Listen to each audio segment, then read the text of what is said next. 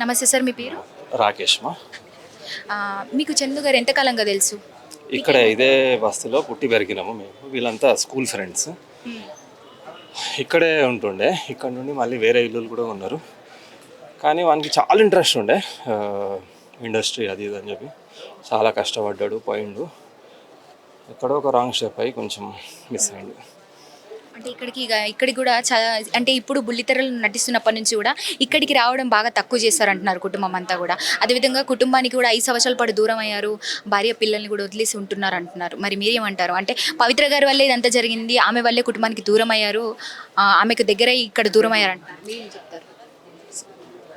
చాలా వస్తాయి కథలు, దాంట్లో నమ్మేటివి నమ్మనివి ఉంటాయి. అంత కరెక్ట్గా అయితే తెలియదు. ఎందుకంటే ఇందాక చెప్పినట్టు ఇండస్ట్రీలోకి వాడు కొంచెం రెగ్యులర్గా అయినప్పటి నుండి కొంచెం తగ్గింది ఇక్కడ. బట్ ఎంత కరెక్ట్ ఎంత నిజం మాత్రం చెప్పలేము. ఉండే వాడు ఇక్కడ కట్ కావడం అనేది మాత్రం నిజం కాదు నాకు తెలిసి. ఎందుకంటే we use to meet very regularly. నేను వాడు కలిసి జిమ్ స్టార్ట్ చేసినాం ఈ ఏరియాలో when we were very young. నేను వాడు క్రికెట్ ఆడుతుండే. ఏమో స్నేహం ఏర్పడింది. అయ్యో చిన్నప్పటి నుండి స్కూల్ నేను వాడు కలిసి చదవలేదు. బట్ వాడు వేరే స్కూల్ ఉండే, నేను వేరే స్కూల్ ఉండే. Area friends. సో తన గురించి తన మనస్తత్వం ఎలాంటిదంటే ఇక్కడ కుటుంబంతో గొడవలు పెట్టుకున్నారు వచ్చిన మనుషులను కవర్ చేయండి, వాడు మన మనస్తత్వం తెలుస్తుంది.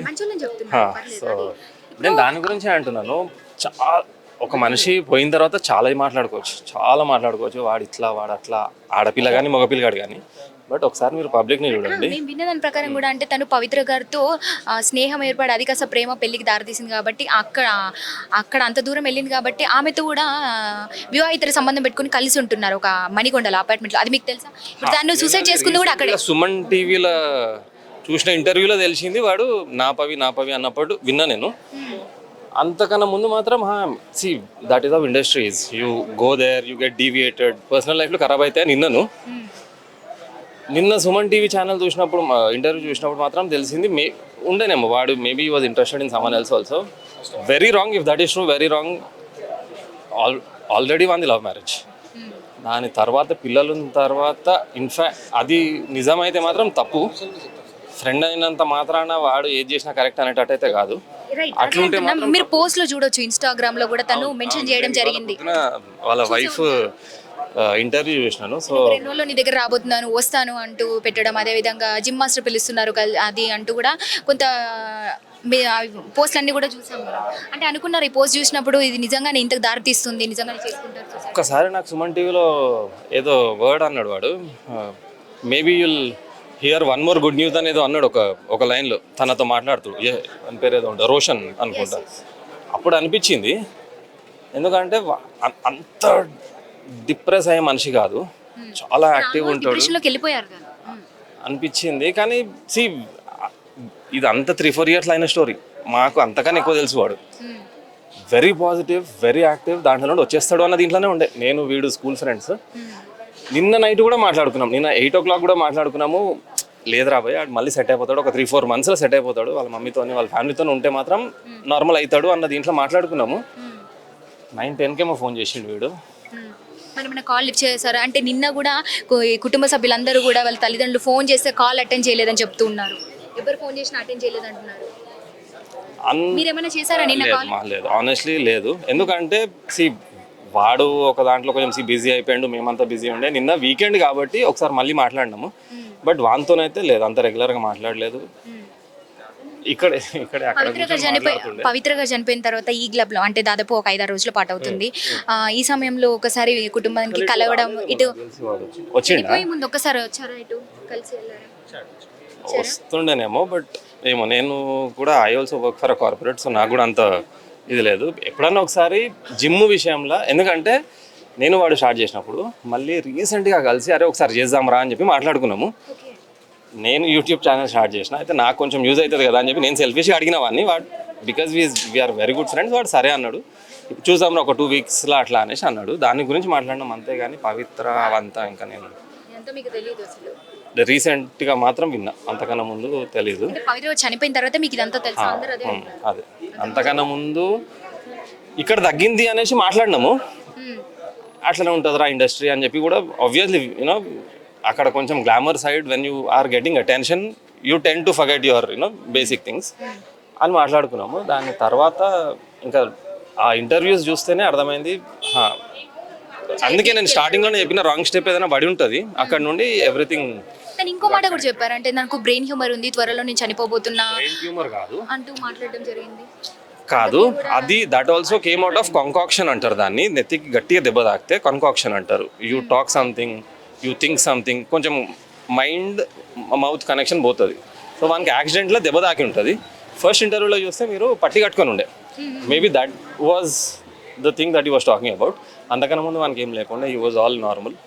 అంతకన్నా ముందు ఏం లేకుండా ఆ యాక్సిడెంట్లోనే ఏమైనా దెబ్బ తాకి ఉంటుంది వానికి, అక్కడ ఏమైనా డ్యామేజ్ అయి ఉంటుంది అంతేగాని దానికన్నా ముందు లేదేం లేకుండా.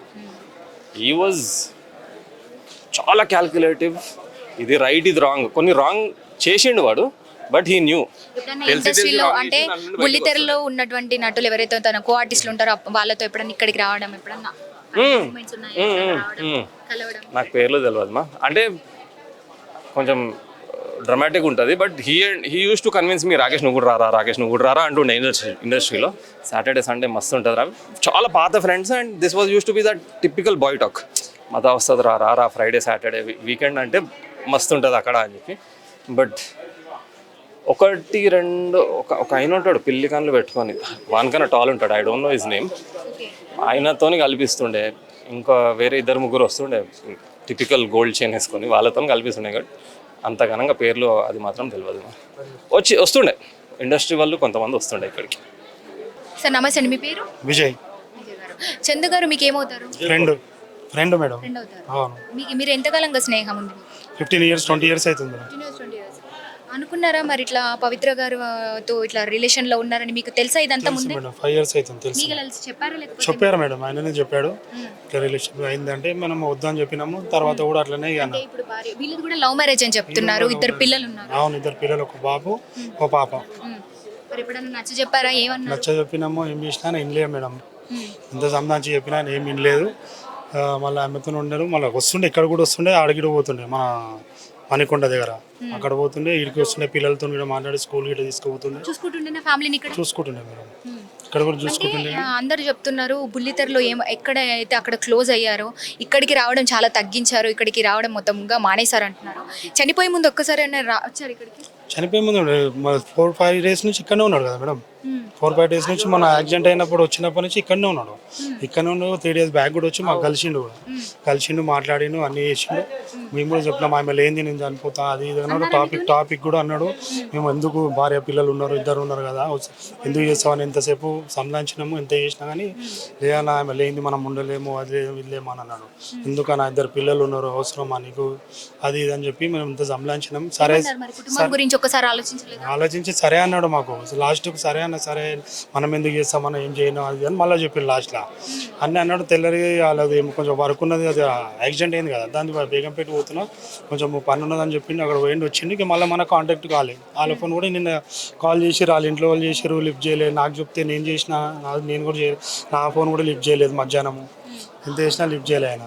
లిఫ్ట్ చేయగా సాయంత్రం 6:30కి అట్లా మాకు అక్కడ పోయారు. మనం ఫ్రెండ్స్ అంతా పోయి చూసే వరకు ఫోన్ కాల్ చేస్తే రింగ్ అవుతుందంట. లోపల రింగ్ అవుతున్నాం కానీ వరకు డోర్ వాళ్ళ కొట్టేసి లోపల చూస్తే మనోడు హ్యాంగ్ చేసుకున్నాడు. అది మధ్యాహ్నం చేసుకుండా ఏం లేదా, మాదైతే మధ్యాహ్నం నుంచి కాల్ అయితే పర్టికులర్ గా సూసైడ్ చేసుకోవడానికి, హ్యాంగ్ చేసుకోవడానికి అక్కడికి వచ్చారు ఫ్లాట్ కి. ఆమె ఒక్కసారి ఆ ఫ్లాట్ కి వెళ్ళి చూసి ఆ జ్ఞాపకాలతో ఇంకా అక్కడే చనిపోదామని డిసైడ్ అన్నట్టుగా కూడా తెలుస్తుంది. డిసైడ్ అయ్యిండు, 100% డిసైడ్ అయ్యిండు. అందుకని ఇక్కడికి వెళ్ళి ఏం వర్క్ ఉందో వర్క్ చేసుకుని తర్వాత అక్కడ వెళ్ళి, అక్కడ ఎవరు ఉన్నారు కదా, అక్కడ పోయేసి ఆమె గుర్తింపులు ఏముండనో, ఏం ఆలోచించుకుండో, ఏం చేసేటో కథ మరి దానికి హ్యాంగ్ చేసుకున్నాడు. చూసారా మీరు ఇన్స్టాగ్రామ్ లో పోస్ట్ చూసారా? అంటే ఆమె చనిపోయిన తర్వాత ఒక 2 రోజుల్లో నేను కూడా రాబోతున్నానంటూ, జిమ్ మాస్టర్ అని పిలుస్తున్నారంటూ, నువ్వు లేకుండా నేను ఉండలేనంటూ కూడా తను పోస్ట్ పెట్టారు. అనుకున్నారా ఇది చూసినప్పుడు నిజంగా ఇంత పని చేస్తారని? మేమైతే 100% మనోడు అయితే అట్లా చేసుకున్న వ్యక్తి కానే కాదు. ఎందుకంటే మేము ఇన్ని రోజుల నుంచి మన ఫ్రెండ్షిప్ ఉంది ఆయన చనిపోతాడని చెప్పి మేము అనుకోలేదు. ఏదో మామూలుగా అంటుండొచ్చు, అంత చనిపోయేంత మనం డేర్ మనిషి చాలా.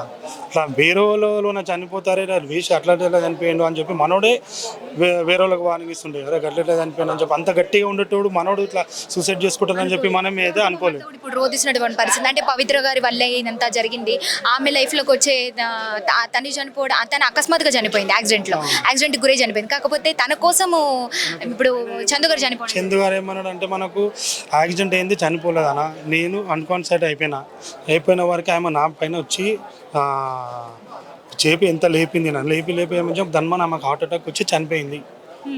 నేను చనిపోయాను అనుకొని ఆమె చనిపోయింది అని చెప్పేసి మనోడు మనకు చెప్పిన విషయం అది.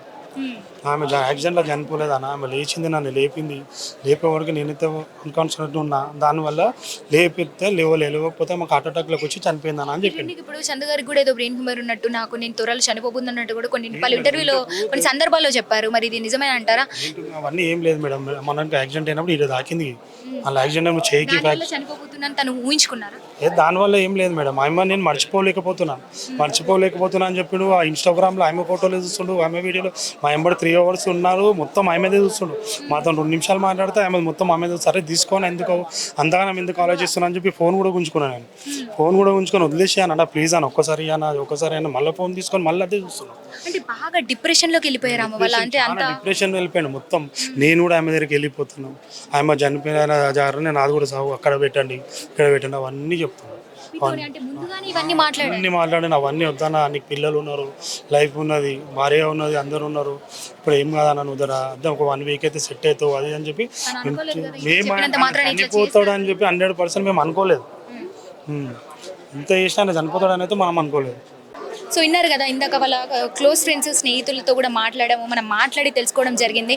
అందరూ కూడా ఒకటే చెప్తూ ఉన్నారు, ఆల్రెడీ ఇప్పుడు చనిపోయే కన్నా ముందు కూడా దాదాపు ఒక 2-3 రోజుల ముందు కూడా ఇక్కడికి రావడం జరిగింది. ఇక్కడే 4-5 రోజుల పాటు కూడా ఇక్కడ సికింద్రాబాద్లోని తన నివాసంలో కుటుంబంతో కూడా తన మొదటి భార్య పిల్లలతో అదేవిధంగా అమ్మ నాన్నలతో అందరితో కూడా కలిసి ఉన్నారు. 4 రోజుల పాటు కూడా కలిసి ఉన్నారు, బాగానే ఉన్నారు. కాకపోతే డిప్రెషన్లకి బాగా వెళ్ళిపోయారని కూడా చెప్తున్నారు. సో యాక్సిడెంట్లో గురైన కారణంగా తనకి హెడ్కి తలకి బలమైన గాయం అవ్వడం వల్ల కూడా తను చనిపోతానని అయితే మొత్తంగా ఫిక్స్ అయ్యారు. సో డిప్రెషన్లోకి లోన్ అయ్యారు బాగా అని చెప్పుకోవచ్చు. అదేవిధంగా పవిత్ర లేని లోకంలో నేను లేను, వాళ్ళ ఫ్రెండ్స్తో మాట్లాడినప్పుడు కూడా ప్రతి సెకండ్ వీడియోలో తన జ్ఞాపకాలనే నెంబర్ వేసుకుంటూ తన్నే వీడియోలు చూసుకుంటూ కూడా అసలు చాలా మిస్ అవుతున్నానంటూ చేయడం, అదేవిధంగా పోస్టులు పెట్టడం మనం అన్నీ కూడా చూసాము. కానీ ఇంత పని చేస్తారు, అంత చాలా ధైర్యశాలి, కానీ ఇంతగా డీప్కి లోన్ అయిపోయి కూడా చనిపోయేటువంటి స్థితికి వెళ్ళిపోతారని కూడా స్నేహితులు కూడా ఊహించలేదని చెప్తున్నారు. అందరూ కూడా నచ్చజెప్పాము అందరము. సో నీకు భార్య పిల్లలు ఉన్నారు, నువ్వు ఎవరి కోసం అట్లా వెళ్ళిపోవడం కరెక్ట్ కాదు అంటూ కూడా చాలా నచ్చజెప్పే ప్రయత్నం కూడా వాళ్ళ స్నేహితులు చేశారన్నట్టుగా కూడా తెలుస్తుంది. కానీ ఎవరు చెప్పినప్పటికీ కూడా ఎవరి మాట వినకుండా తన మాటే వేదం అంటూ కూడా లాస్ట్లో అయితే కన్విన్స్ అయినట్టుగానే చెప్పారు. వాళ్ళ మాటల్లో ఒక 3 గంటల పాటు మాట్లాడిన తరుణంలో లాస్ట్లో మూమెంట్లో నేను ఎక్కడికి వెళ్ళను, ఏదో అంటాను కానీ వెళ్ళిపోతాను అంటూ కన్విన్స్ అయినట్టుగా అయ్యారు, కానీ నిజానికి అవ్వలేదని తెలుస్తుంది. ఇదంతా కూడా మొత్తంగా సో ఇంకా తన జ్ఞాపకాలను నెమరు వేసుకుంటూ ఫ్లాట్కి వెళ్ళడము, అదేవిధంగా నిన్న మార్నింగ్ వెళ్ళి సాయంత్రం వరకు కూడా వాళ్ళ స్నేహితులు రావడము, అదే ఆ టైంలో తను హ్యాంగ్ చేసుకోవడము బాల్కనీలో, ఇంకా తన జ్ఞాపకాలతోనే వాళ్ళు కలిసి ఉన్నటువంటి ఫ్లాట్లోనే చనిపోవడం జరిగింది. సో మొత్తానికి ఆత్మహత్య చేసుకొని చనిపోతారని ఎవరు కూడా ఊహించినటువంటి ఒక పెద్ద షాక్కి గురయ్యారని చెప్పుకోవచ్చు. ఎందుకంటే మనం ఇక్కడ చూస్తున్నాము, చాలామంది వచ్చారు, గల్లీలోని ఉన్నటువంటి నివాసులు చాలామంది ఉన్నారంటే తను దాదాపు ఇక్కడ ఒక 30-40 సంవత్సరాలుగా ఇక్కడే ఉంటున్నారు, అందరూ ఒక కుటుంబంలా ఉంటారు. ఇక్కడే తన మొదటి భార్య శిల్ప గారు కూడా కలిసి పెరిగారు, కలిసే పెరిగారు చిన్నప్పటి నుంచి. అదేవిధంగా వాళ్ళది కూడా ప్రేమ వివాహం అని కూడా తెలుస్తుంది మనకి. సో ప్రేమ వివాహంలో 2 పిల్లలు ఉన్నారు. కానీ ఎప్పుడైతే బుల్లితెరలోకి ఎంటర్ అయ్యారో సో అక్కడ ఇంకా మనకి అందరూ ఫ్రెండ్షిప్లో అనేది అక్కడ కొంచెం అట్రాక్షన్ ఎక్కువ పెరుగుతుంది. కాబట్టి దాంట్లో భాగంగానే పవిత్ర గారితో క్లోజ్ అవ్వడము, ప్రేమలో పడ్డం ఇదంతా కూడా జరిగింది. కానీ దాన్ని తీసుకోవడానికి ఏం లేదంటూ కూడా కొంతమంది గల్లీ నివాసులు కూడా చెప్తున్నారు. కానీ మొత్తానికి తన మనస్తత్వం అయితే చాలా మంచి పర్సన్, వ్యక్తిత్వం చాలా మంచి పర్సన్. కానీ ఇంత పని చేస్తారని కూడా ఎవరు ఊహించలేని అంటున్నారు. సో మొత్తానికి ఊహించలేనటువంటి విధంగా జరిగింది, ఈరోజు చోటు చేసుకుందని చెప్పొచ్చు. కెమెరామెన్ విఘ్నేష్తో రిపోర్టింగ్ భానుశ్రీ, సికింద్రాబాద్, హైదరాబాద్.